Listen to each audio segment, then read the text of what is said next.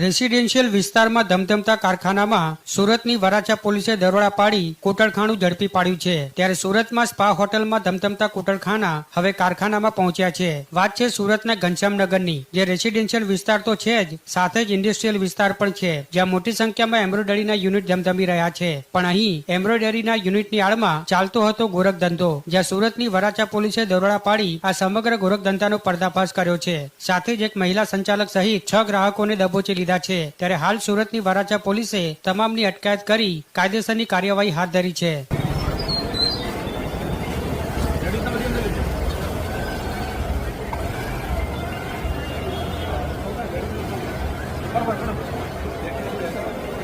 બરાબર